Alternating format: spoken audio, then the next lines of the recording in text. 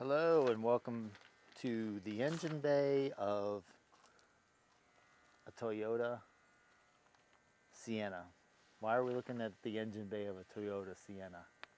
Well, because federal funds were announced for Saskatchewan small modular reactor project. So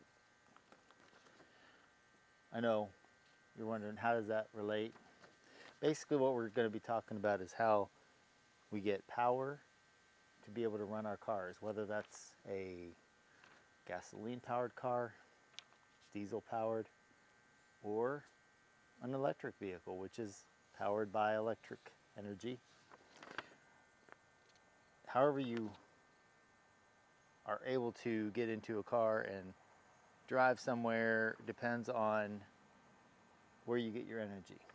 So lately a lot of people have been trying to get away from using carbon sources of energy like fossil fuels, and so they've been going to renewables like solar, wind, and hydroelectric and others. But those have limitations that we all know about. The sun will be going down here shortly. The wind's kind of breezy today, but not real strong. So they come and go. So what sources of power do you think we need in order to maintain a sufficient base load level of electric power capacity?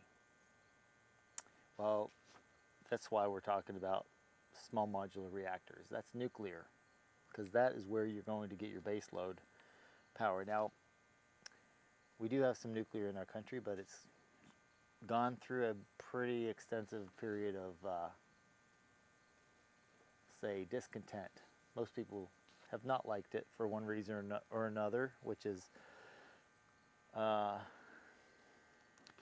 quite fair to the whole technology. But let's dive into this article and then we'll have a discussion afterward about what we're going to do about it.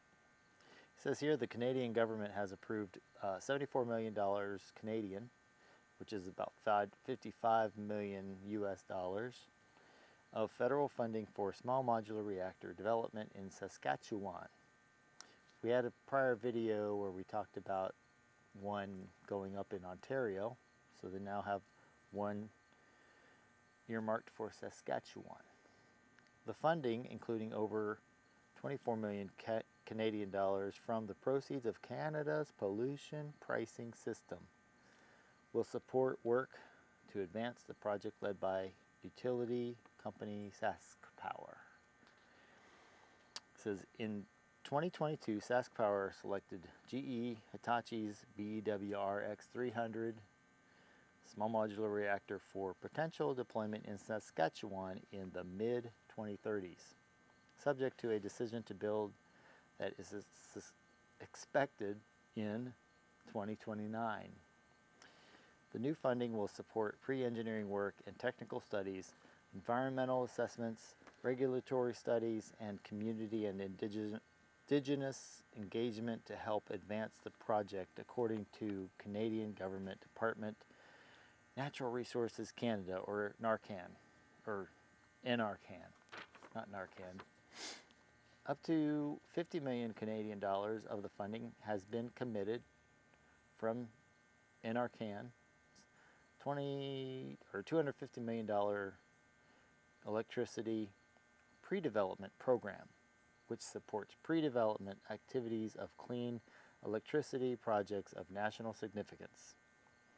Over 24 million Canadian dollars has been committed from the Canadian government's Future Electricity Fund, which returns pollution pricing proceeds to support clean energy projects, energy efficient technologies, and other initiatives that will help Canada meet its climate goals and achieve a net zero emissions economy by 2050. So 27 years from the date of this recording. Announcing the funding in Saskatchewan on August 19th, Minister of Energy and Natural Resources Jonathan Wilkinson said the government is investing in the future of nuclear technology, building on Canada's decades of nuclear power experience and leveraging Saskatchewan's world-leading uranium production to position the province to thrive. Take a break there to make a comment about what are we doing in the United States? What are you doing in your country if you're not from the United States to move the conversation forward to using nuclear, the most potent form of carbon-free power? They're moving forward in Canada in a pretty reasonable way. It looks like a good strategy. Part of the good strategy is that they're able to use their own resources, uranium, to produce power. They have lots of oil. Now they're going to uranium, so why not use that for their nuclear power generating plants? All right, so going forward, delivering clean, reliable, and affordable electricity will look different in every region of Canada. That is why the Government of Canada is committing up to $74 million to explore the potential for small modular reactors in Saskatchewan to provide abundant, non-emitting power, drive economic growth, and create good jobs throughout Saskatchewan, according to their minister, Jonathan Wilkinson. Advancing new non-emitting electricity infrastructure projects as it strives to shift to a non-emitting grid by 2035, as outlined in its recently released Powering Canada Forward vision document, is described by NRCan as a national or a nation-building project. Sounds like Iraq, kinda. Anyway, as well as reducing greenhouse gases, moving to a clean grid will deliver health benefits, it added. A 2015 study found that air pollution from electricity generation contributed to about 150 premature deaths per year in Canada, and many non-fatal negative health outcomes with a cost of around 1.2 billion Canadian dollars per year. SaskPower has identified the regions of Elbow in south-central Saskatchewan and Estevan in the far south of the province as potential areas to host an SMR. It has begun an engagement exercise to share information and gather input as it works to narrow down a site. According to its project timeline, it expects to finalize its site selection in 2025, so a couple years from now, so that's good. They're moving forward, making strides.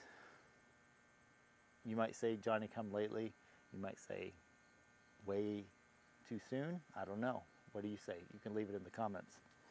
But in any case, John Gorman, President and CEO of the Canadian Nuclear Association, said the funding is a strong indication from the government that Canada is at the forefront of global innovation and implementation of SMRs. Saskatchewan SMR program will provide reliable, low-carbon base load energy to meet increasing electricity needs, supply clean power to its resource extraction industry, and fuel the province's economic growth. This is exciting news for the residents of Saskatchewan, including its indigenous communities who have supported the province's SMR development, he said, John Gorman. This is all according to the World Nuclear News article. So, what do we think? Are you going to be a proponent of small modular reactors, of nuclear power in general, for generating your baseload power needs for your community, whether that's your country or your state? Maybe each state could actually have their own installation of nuclear baseload power so they can have a resource right there, local, to provide base load power to that community, that state. Or maybe you're okay with relying on the state next door. If you're in a blue state, maybe you like the red state providing you power. Maybe if you're in a red state, you like the blue state sending you their power, or vice versa. Maybe if you're in a blue state, you like to use power from a state, maybe a red state that has coal-powered fire plant, coal-fired power generating plants. Could be. What do you say? If you agree with going nuclear, let me know. If you don't, let me know. And let me know why. Why would you not want to go with that source of clean, coal-free, not coal-free, carbon-free source of electric power, so you can run your electric vehicles when you go to plug them in at your house or down the road? So let me know, subscribe, check out our other videos, and join us again here on Driving It Home.